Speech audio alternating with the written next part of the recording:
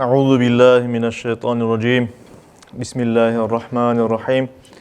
Elhamdülillahi rabbil alamin ve salatu vesselam ala rasulina Muhammed ve ala alihi ve ashabihi ecmaîn. Amma ba'd. Selamun aleyküm saygılı cemaat-i muslimin. Allahu Teala inşallah her birimizge bu mübarek 3 aylar içinde, bu mübarek cuma günü içinde yapacak ibadetlerimizni, dualarımızı en güzel şekilde kabul ve makbul eylesin. Amin. Her birimiz saygılı cemaat bilemiz ki bu günlerde komşu ülkede, kardeş ülkede, Türkiye memleketinde hem de Suriye memleketinde dehşetli bir zelzele oldu. Yer teprendi ve birçok insan binalar tubunda kaldı. Bu Allahu Teala tarafından bir ibrettir elbet bizler için. Allahu Teala böylece bazı insanlarını sınay, bazı insanların cezasını bere, bazı insanlara doğru yolunu göstere böyle etip, bu imtihan dünyası ve ona göre böyle Allah kimerde olması mümkündür. Biz Müslümanlar buna nasıl bakmak gerekmiz? Her bir alda olğanı gibi Allah'a şükür etmek gerekmiz kolumuzda olğanından. Amanlık dilemek gerekmiz. Hem özümüz için hem de Türkiye'de ve Suriye'de olğan dindaşlarımız için dua etmek gerekmiz. Ona göre Kırım Müslümanları Dini İdaresi'nin yetekçisi Mufti Hacı Emir Ali Ablayev'in talimatının bütün Kırım boyunca her bir camide 2 hafta boyunca her bir camide toplanan paralar, sadakalar Türkiye'ye ve Suriye'ye gidecek. Andaki Müslümanlara yardım etmek için toplanılacak. Ona göre sadakalarınızı veriniz ki o barıp yetsin. O bizim kardeşlerimizge, ağalarımızga yardım olsun. Bir de şu cuma gününde inşallah bu büyük faciada, zelzelede canlarını, hayatlarını bergen semeddeşlerimiz, dindaşlarımız, kardeşlerimiz için dua edecekmiz inşallah. Yasin suresini okup bir dua edecekmiz inşallah. Ve ona göre de Allahu Teala hayatta kalgan herkeske yardımcı olsun diye de dua edecekmiz inşallah. Allahu Teala bu ve başka dualarımızı en güzel şekilde kabul ve makbul eylesin. Amin.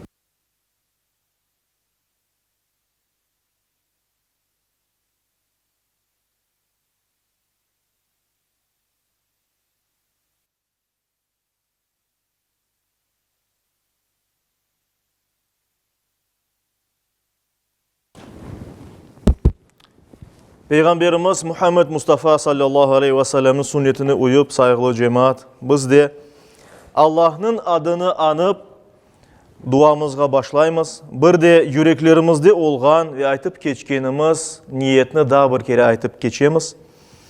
Biz niyet ettik Allah rızası için duamızı alıp barmağa, Kur'an'dan Yasin suresini okumağa ve onun savabını, canlarını bergen dindaşlarımızga bağışlamağa, bir de Allahu Teala'ya dua etmek için toplandık. Allahu Teala'ya da dua ettik şu mübarek cuma gününde. Hala da zararlardan ama vefat etmegen dindaşlarımızga Allahu Teala acele şifalar nasip eylesin. Ve Allahu Teala inşallah onlarga hayırlı kısmetler nasip etsin. Bizlerge de hayırlı kısmetler nasip etsin. Bu münasebetle keliniz duamızga başlayık.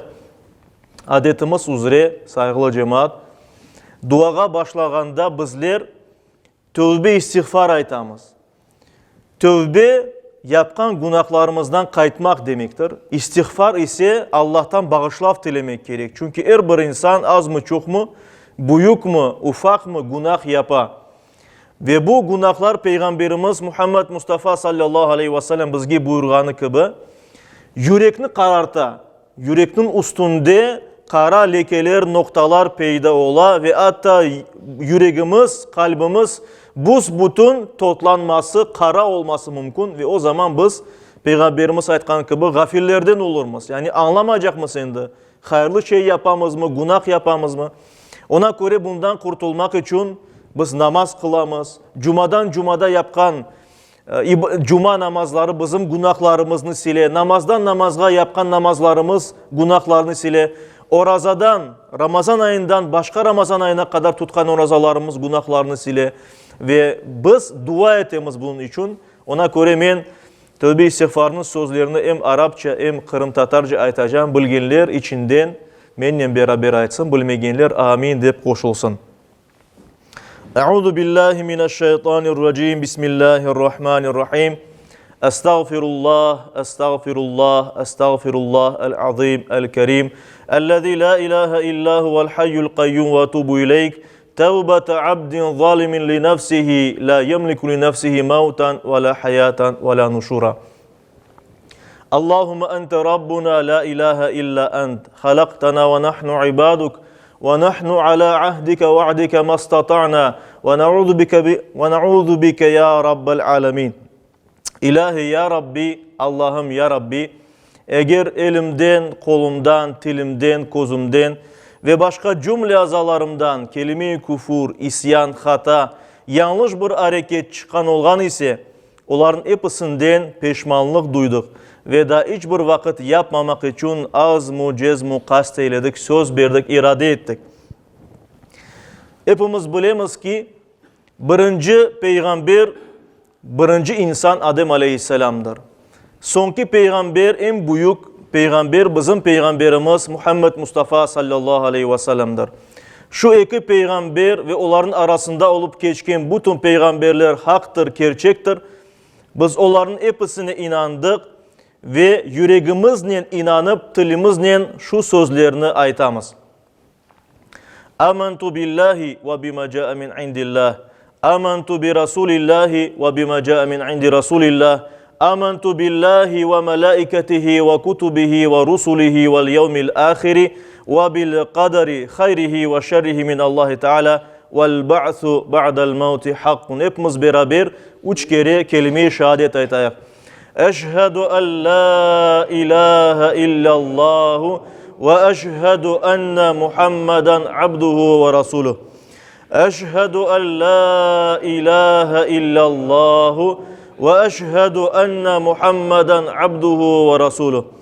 Eşhedü en la ilahe illallahu ve eşhedü enne Muhammeden abduhu ve rasuluh.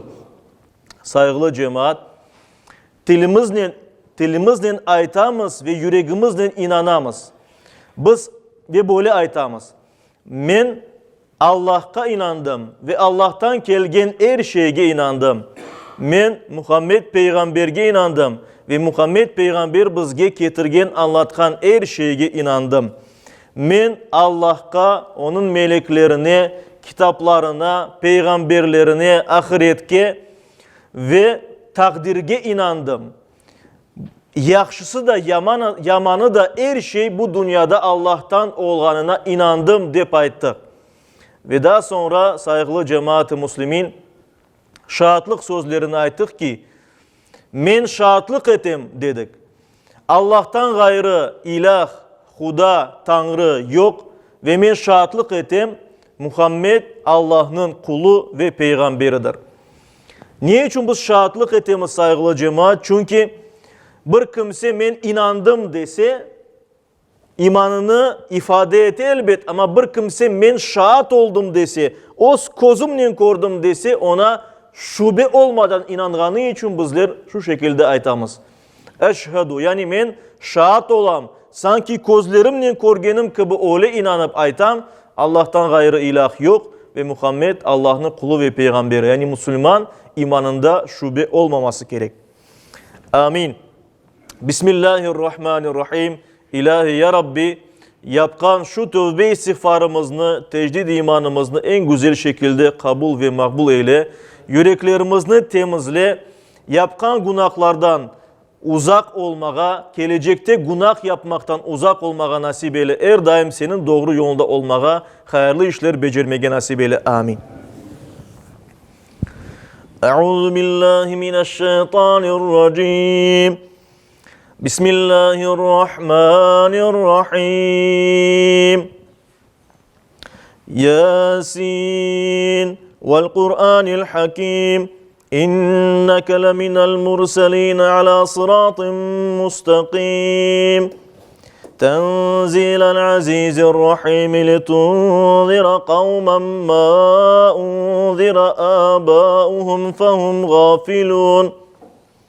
لقد حق القول على أكثرهم فهم لا يؤمنون إنا جعلنا في أعناقهم أغلالا فهي إلى الأذقان فهم مقمحون وجعلنا من بين أيديهم سدا ومن خلفهم سدا فغشيناهم فهم لا يبصرون وسواء عليهم أأنذرتهم أم لم تنذرهم لا يؤمنون إنما تنذر من اتبع الذكر وخشي الرحمن بالغيب فبشره بمغفرة وأجر كريم إنا نحن نحيي الموتى ونكتب ما قدموا وآثارهم وكل شيء أحصيناه في إمام مبين واضرب لهم مثلا أصحاب القرية إذ جاءها المرسلون إذ أرسلنا إليهم اثنين فكذبوهما فعززنا بثالث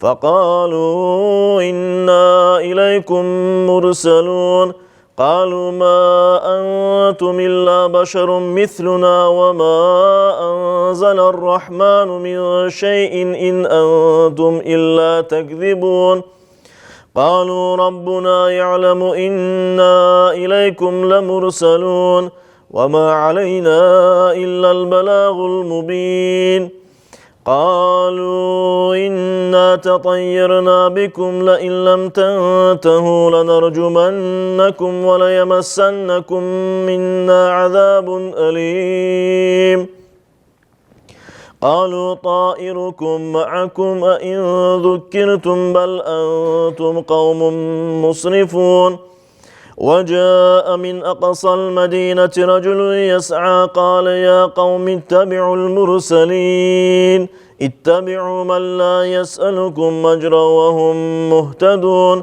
وما لي لا أعبد الذي فطرني وإليه ترجعون أأتخذ من دونه آلهة إن يردني الرحمن بضر لا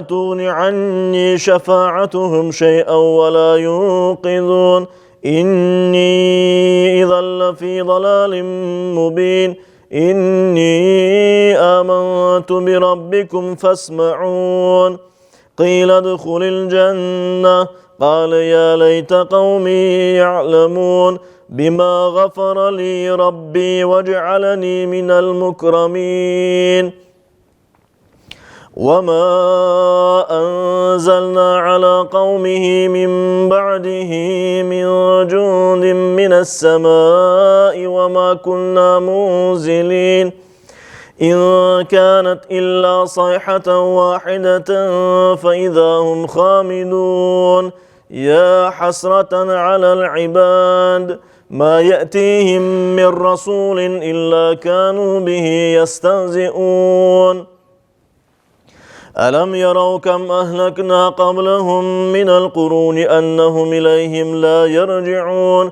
وإن كل لما جميع لدينا محضرون وآية لهم الأرض الميتة أحييناها وأخرجنا منها حبا فمنه يأكلون وجعلنا فيها جنات من نخيل وأعناب وفجرنا فيها من العيون ليأكلوا من ثمره وما عملته أيديهم أفلا يشكرون سبحان الذي خلق الأزواج كلها مما تنبت الأرض ومن أنفسهم ومما لا يعلمون وآية لهم الليل نسلخ منه النهار فإذا هم مظلمون والشمس تجري لمستقر لها ذلك تقدير العزيز العليم والقمر قدرناه منازل حتى عاد كالعرجون القديم لا الشمس ينبغي لها أن تدرك القمر ولا الليل سابق النهار وكل في فلك يسبحون وآية لهم أنا حملنا ذريتهم في الفلك المشحون وخلقنا لهم من مثله ما يركبون وإن نشأ نغرقهم فلا صريخ لهم ولا هم ينقذون إلا رحمة منا ومتاعا إلى حين وإذا قيل لهم اتقوا ما بين أيديكم وما خلفكم لعلكم ترحمون وما تأتيهم من آية من آيات ربهم إلا كانوا عنها معرضين وإذا قيل لهم أنفقوا مما رزقكم الله قال الذين كفروا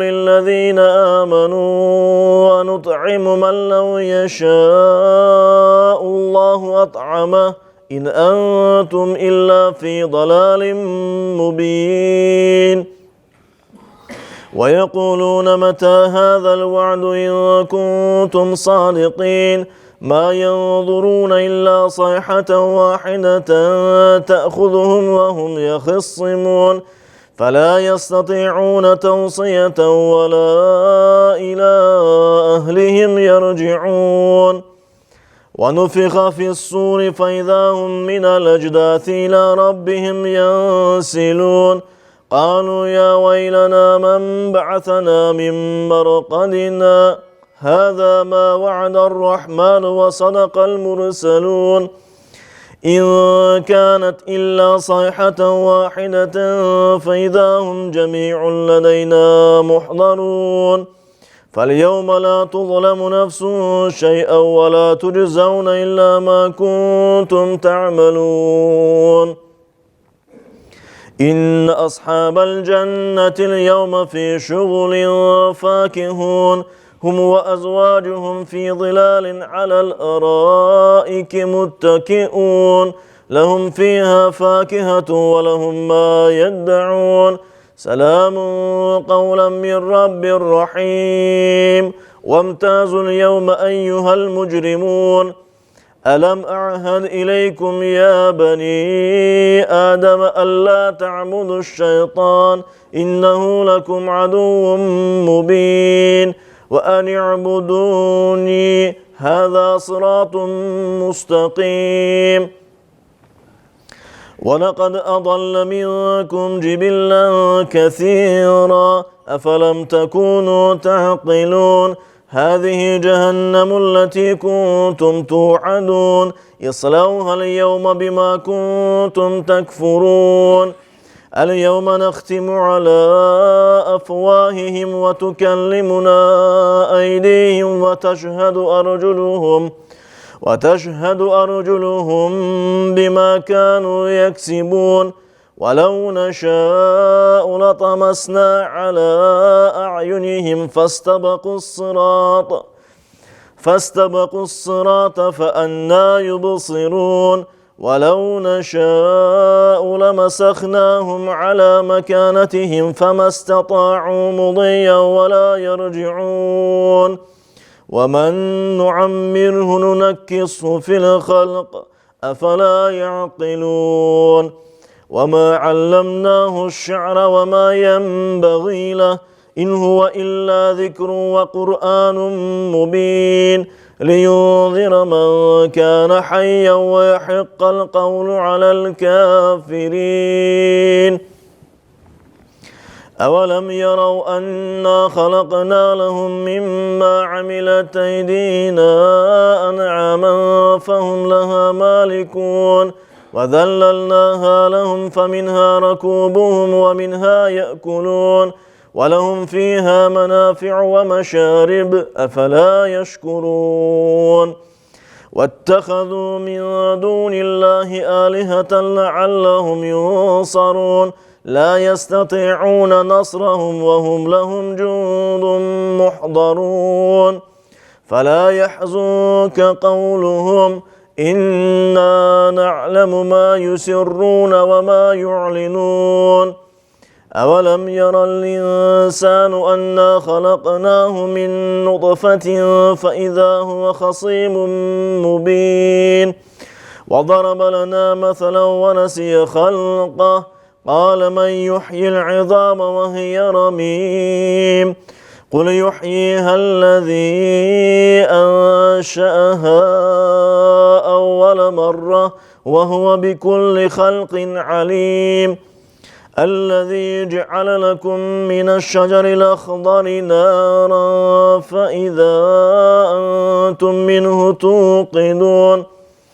أوليس الذي خلق السماوات والأرض بقادر على أن يخلق مثلهم بلى وهو الخلاق العليم إنما أمره إذا أراد شيئا أن يقول له كن فيكون فسبحان الذي بيده ملكوت كل شيء وإليه ترجعون صدق الله ربنا الأعلى بسم الله الرحمن الرحيم ألهاكم التكاثر حتى زرتم المقابر كلا سوف تعلمون ثم كلا سوف تعلمون كلا لو تعلمون علم اليقين